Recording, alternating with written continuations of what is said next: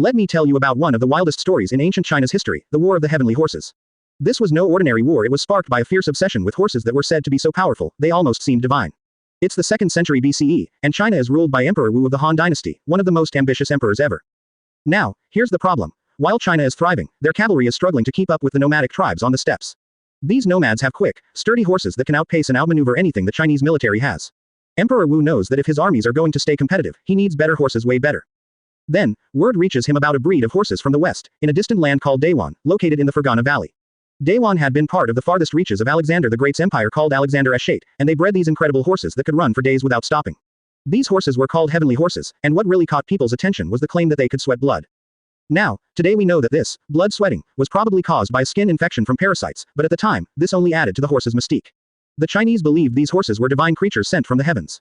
Emperor Wu was fascinated. To him, getting these heavenly horses wasn't just about improving his cavalry, it was about securing something almost magical, something that would ensure his empire's dominance.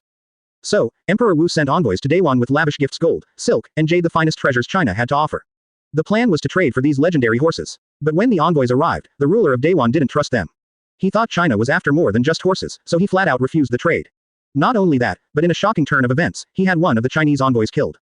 This was a massive insult to Emperor Wu. Rejecting the trade was one thing, but killing one of his envoys. That was a declaration of war. Furious, Emperor Wu gathered his armies and sent them westward to Dayuan.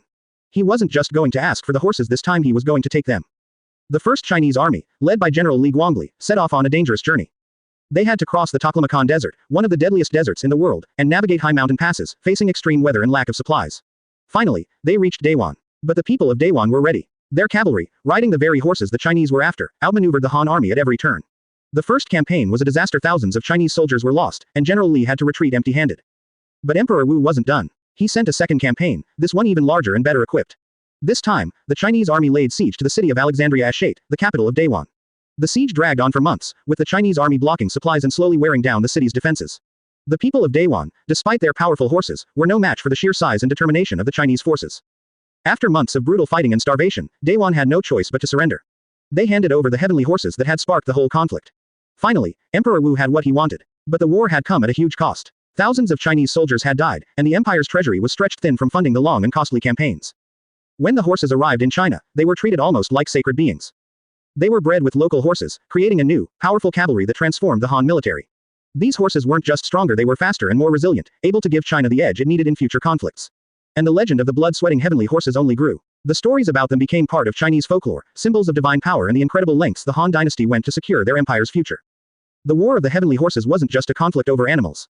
It was about pride, honor, and Emperor Wu's vision of a powerful China. The war also opened up new connections with the West, making the Silk Road more active and helping Chinese trade and influence grow.